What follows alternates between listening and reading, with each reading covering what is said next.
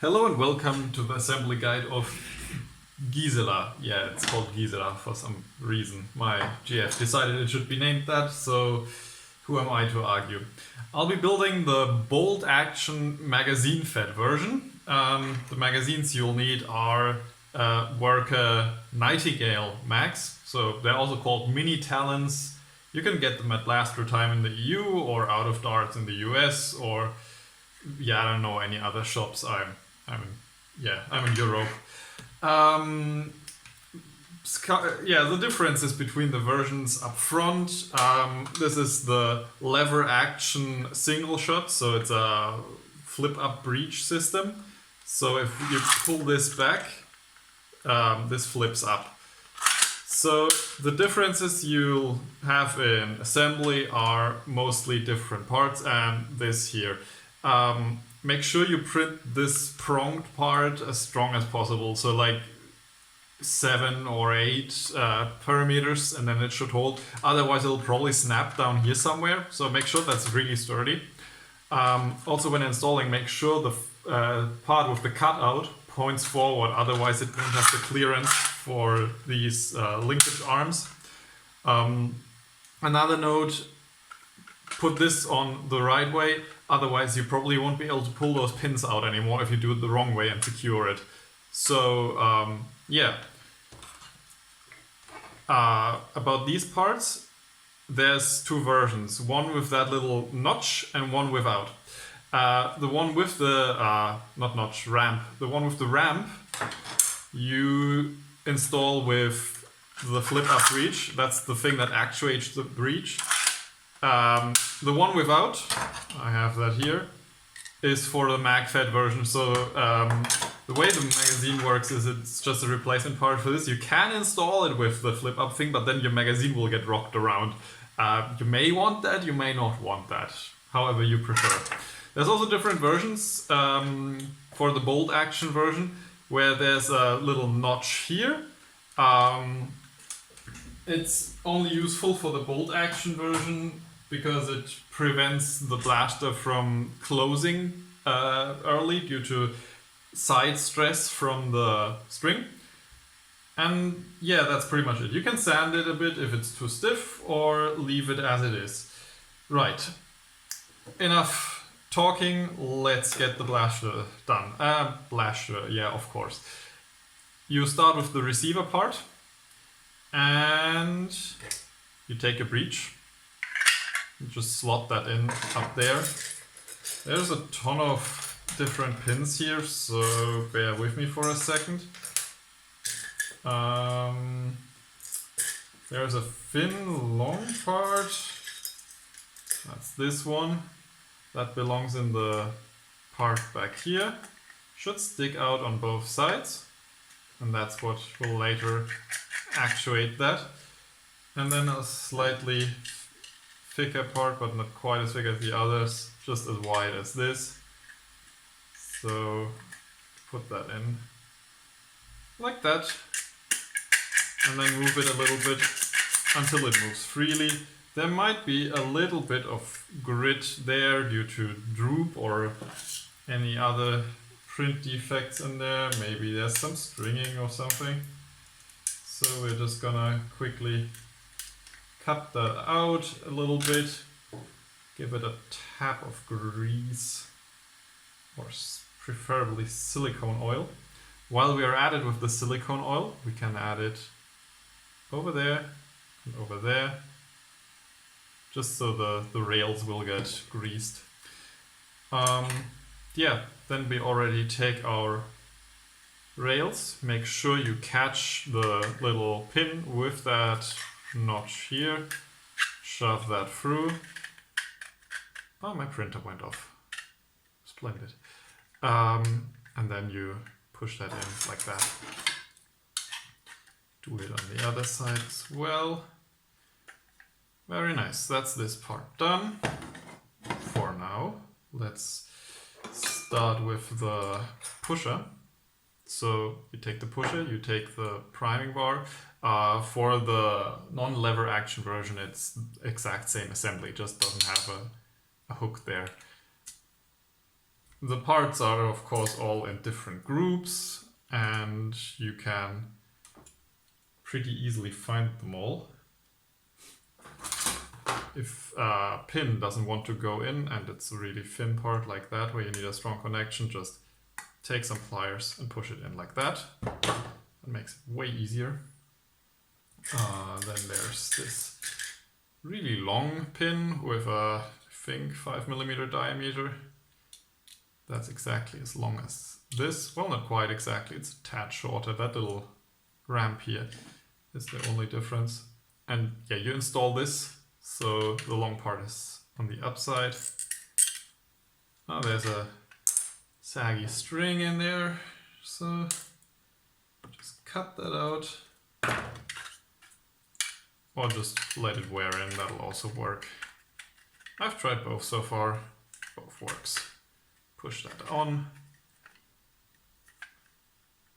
Visual check if we can see through. Yes, we can.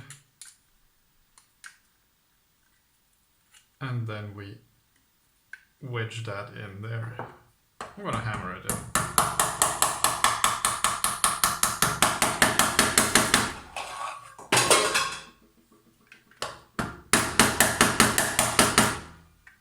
That last bit didn't really want to go in there. Still isn't fully in. I had a little bit of warp on the white part, so it probably doesn't go fully in. But yeah, that should move fairly easily. Good. Set that aside.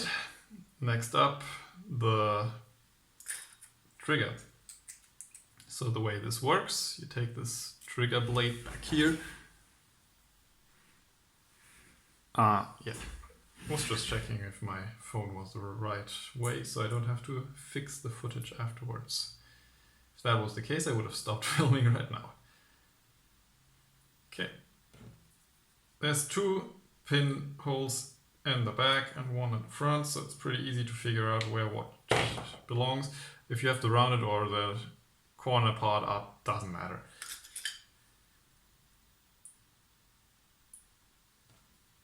Second pin. Well, come on, why is that blocking?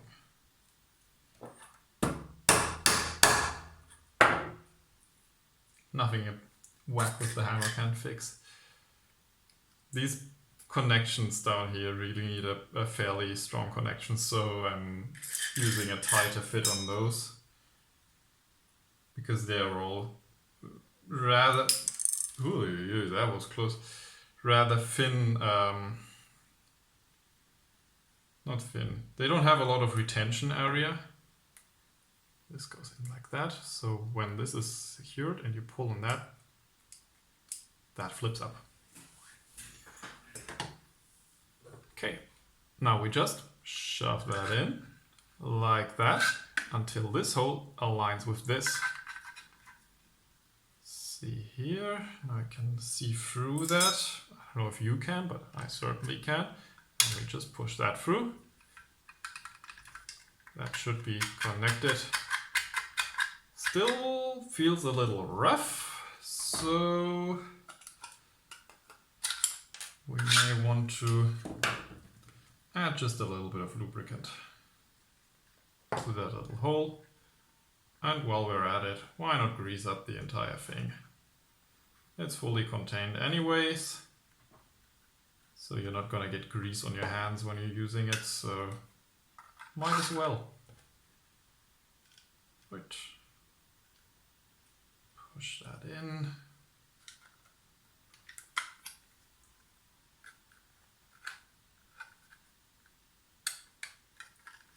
And fully through. Might need a tool to get the last little push here, so it's flush. Now it's moving smoothly. Perfect. All right. Now we're gonna use these parts here. They have little arrows. They always point forwards. So push that in the forward position. Get one of those pins. There are a lot of them, I think 13 or something. Push that in. should be flush. Now we take those long pins, should just push through as well.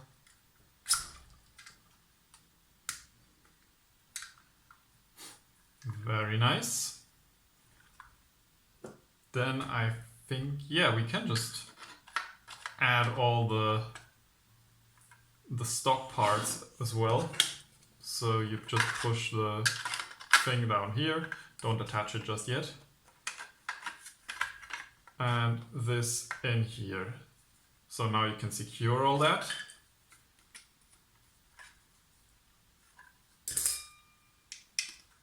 I think my printer's over-extruding a little.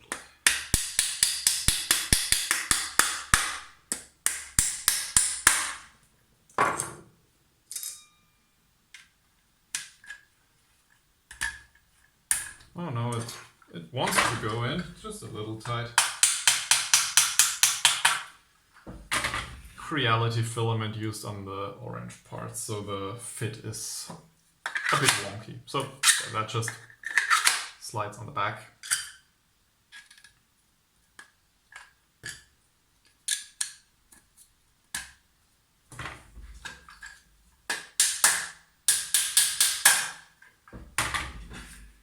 And lastly, if you want, there's an extra dart clip.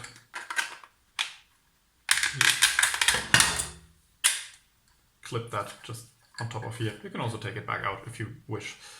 Yeah, then there's one more hole here. That's just the clip itself. And now that's the entire rear end of the blast sheet done. So it should be pretty sturdy.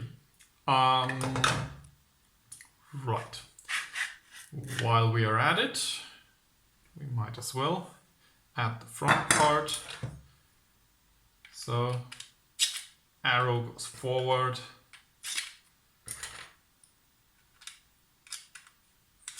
And number 4, that should be all of the reinforcement pins. Come on, get in there.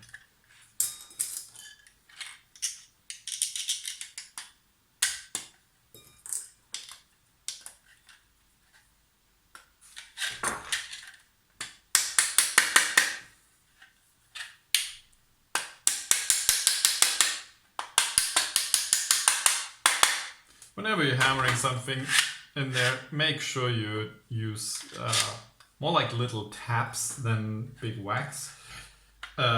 Just tapping things in will generally not break things that fast, and just I don't know, like wiggle things into position, more like forcing them in. So that still works. So the way this works is now you just align all of these holes and slits and whatever. And then, if I did everything right, it should move together. Good. Then you'll want something like one of the thin pins we have left here. And push that forward a little, so we can put in the pin for the trigger. So when we push it together now and move that, the little trigger in there should move. Just about enough to release the string later. Okay, 2 pins over here and over here.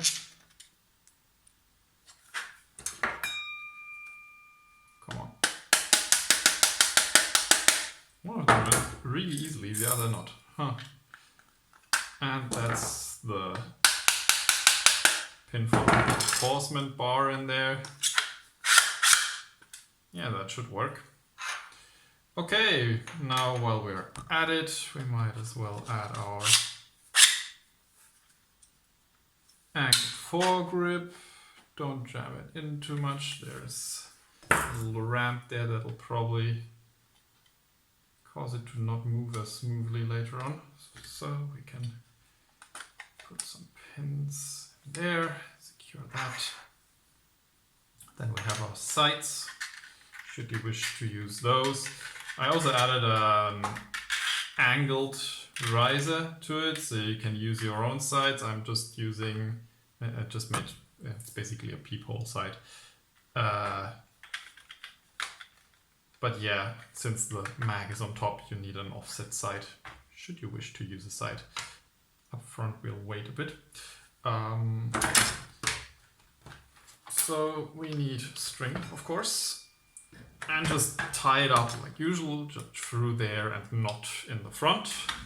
So I'll do that just off camera because it's easier if I can look down on the blaster. I just wedge the blaster between my knees, and then I can pretty simply tie the knot to the optimal strength. I'm using 4mm elastic band. Let's give it a test prime. No, it doesn't want to prime yet.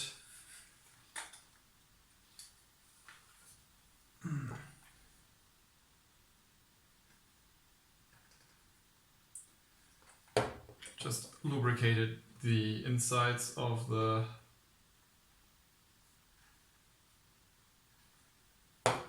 this back here a little bit, in case there's any rubbing in there.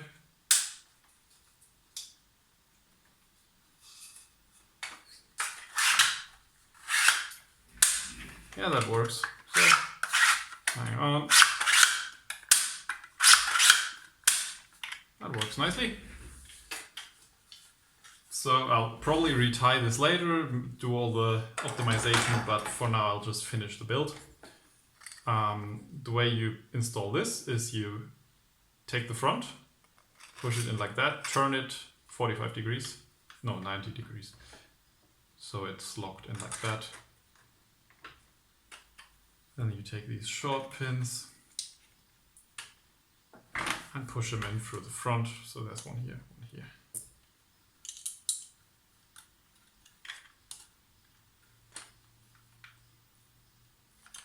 For reasons unknown to me, I have 2 extra short pins.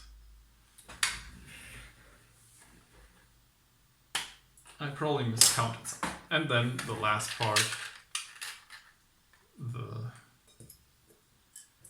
side, just secure that with another pin and your blaster is done.